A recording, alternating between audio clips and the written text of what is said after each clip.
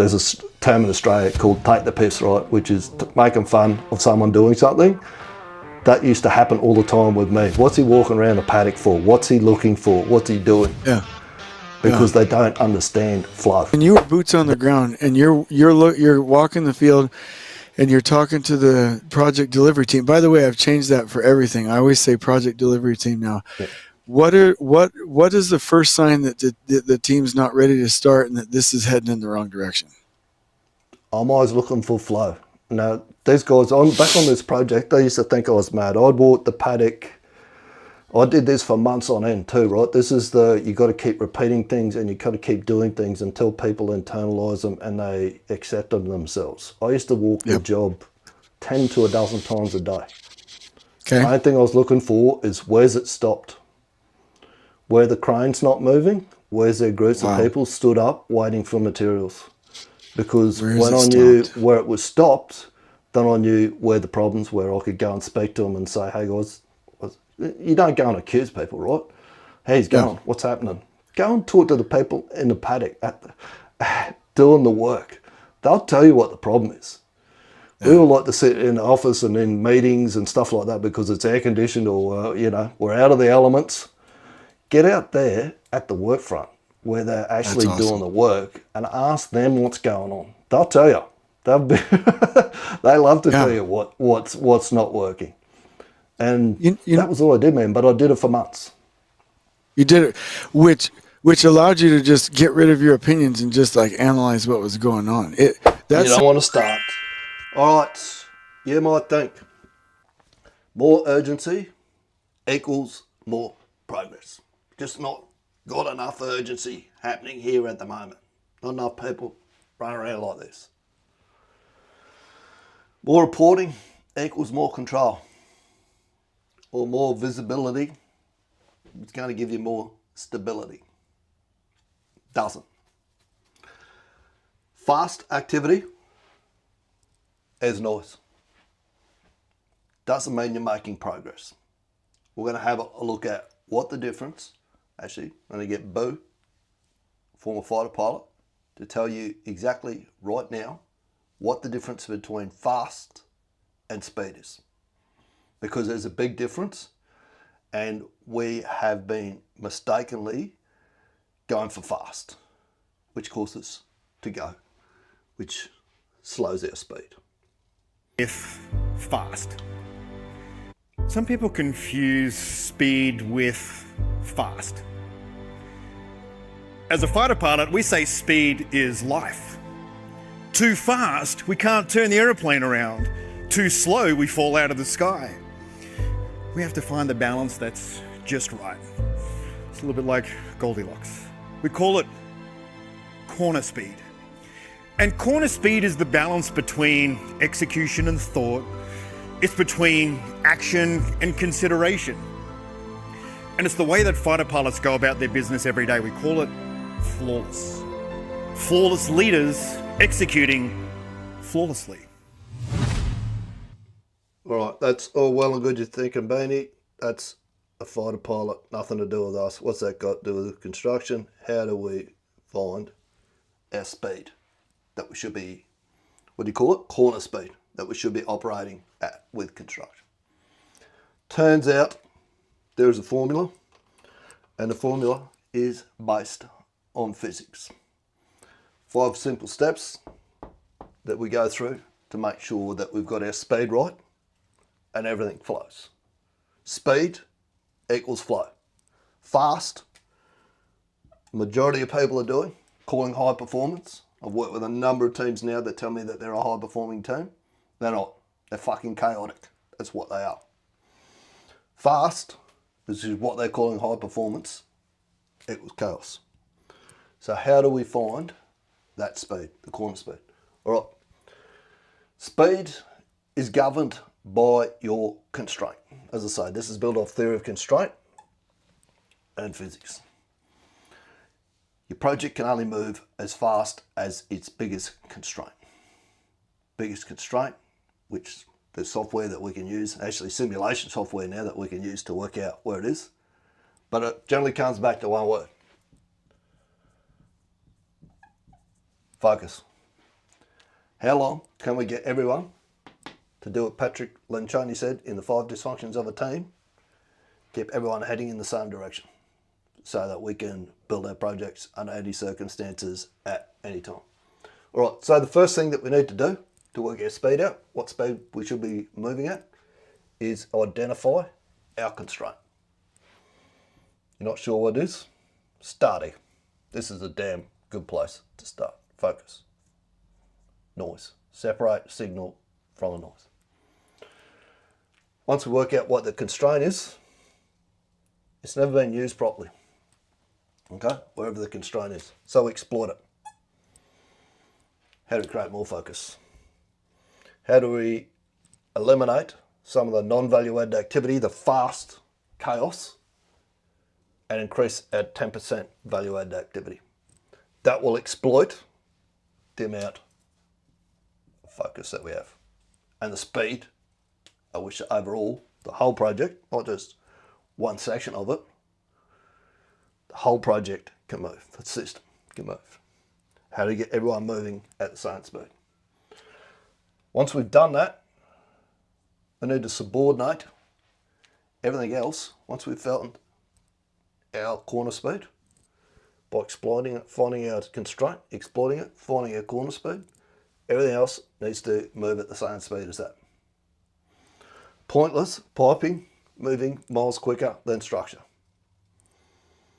It's pointless mechanical moving quicker than structure, than civils or logistics. If we can't keep, if logistics is our slowest point, that's our constraint. Pointless the rest of these trying to move quicker than them. Everyone needs to move at the same speed. If we've got everyone moving at the same speed, and we still need to speed up a bit, then we need to elevate the constraint. Do we need 2 logistics teams? Logistics is the constraint. Do we need 2 teams? Do we need a team on night shift that's setting up for us on days? Elevate the constraint, and then last of all is we never let inertia, doing nothing, become the constraint. Constantly monitoring. That's what this process is all about. We're teaching people how to see waste. Where's the fast chaos that's slowing us down? How do we eliminate some of that? How do we increase flow, the stuff that we're doing well? How do we exploit the constraint? How do we move the constraint? Get the speed of the constraint moving quicker. When we've got that going on, the non-value added activity, stop and we fix it. We use the ORCA process. We share that via lessons learned, photos and videos, post it onto school. If you don't know what school is, I showed you school yesterday. So the question is, man, I'm having trouble with this. It keeps changing size. When pressure rises on your project, and remember whenever you answer these questions, there's a quote that Dan Sullivan talks about when he was in Alcoholics Anonymous. And they say, all progress begins with the truth. I'm going to put these questions up here to trip people up. Don't even need to answer them. Just answer them in your own head or take the question with you right on a pad. Go no, paddock, have a look, see what's going on. When the pressure rises on your project, what protects your control? More important? Don't think so. More urgency? No. More urgency makes things worse. Clear constraint. What's our maximum speed? What's our corner speed? What is it? Is everything moving at that same speed? Do we have flow? Escalation. Avoid inertia. Elevate. All right. Today is day 99 of 180 of the ORCA process. So I'm going to run the ORCA because I can keep this one short and sweet today because I need to get into Brisbane for a meeting.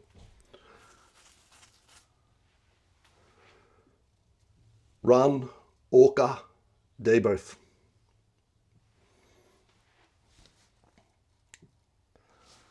Man, some days, seriously. Run ORCA debrief.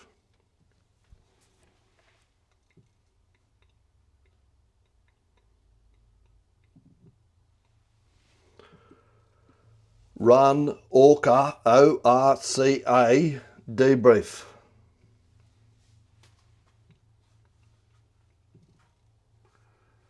Run live, wingman, hawker, handover notes, that was done. Benny banger post, recap live on the first and the third, that was done. And a main banger post. Yes. So I'm just confirming the tasks, the actions that we had up on the board from yesterday were complete. Yes. And we've got a record of it, so we can see how many of our actions we're closing out, how long it's taking us to close them out. Yes. End of this week, we'll do a ORCA on our ORCA to see how well we're performing. Yes.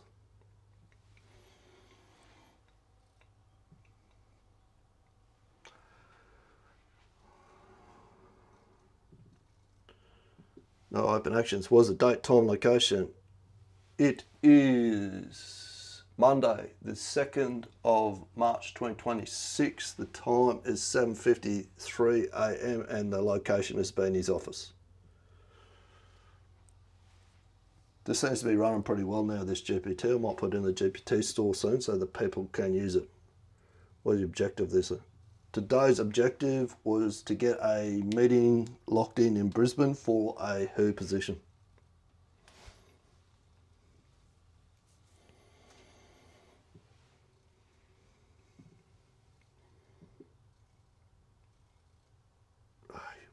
Fat fingers. The objective of the mission was to secure a meeting in Brisbane for a WHO position. Is this correct? Yes, that's correct.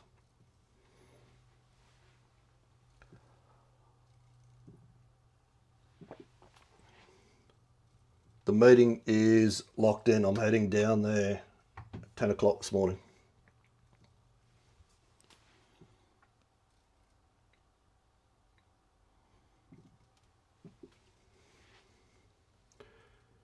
Yes, that's correct.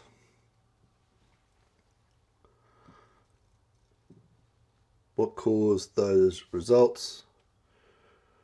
Running these sessions, outreach, warm outreach to people within my network, following up with people and being consistent in my execution. The real troubles with me fingers this morning, keep hitting the wrong buttons. Titan causes, consistent execution of live sessions, direct outreach within your existing network, warm follow-up with prior contacts, disciplined follow-through on conversations. Yes.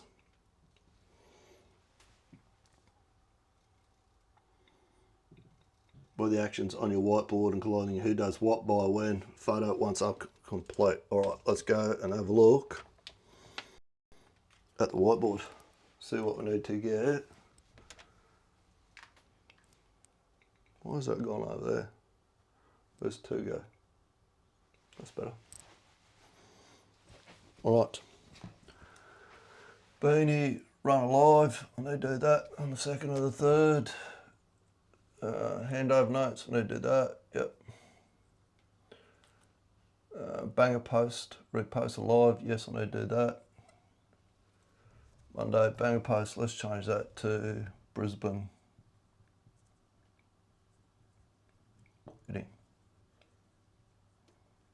That needs to happen today as well. So we're going to swap this around here soon. We're going to start asking, this is an improvement.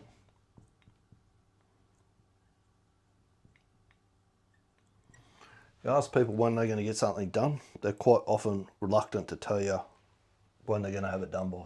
The question that we're going to ask is when are you going to block out time in your calendar to address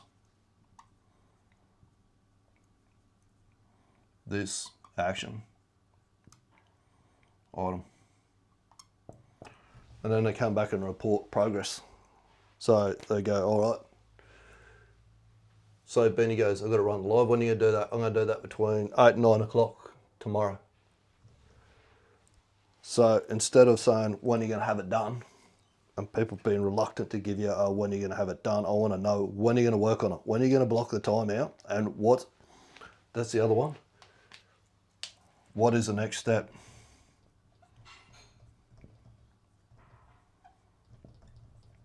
Quite often you'll see an action and no one goes, well, that's too big to be able to do. Break it down into small chunks. What's the next thing that needs to happen to progress us towards the answer that we need? I should take the photo of that.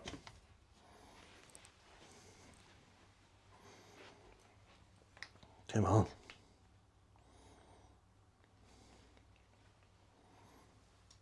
Doing the photo.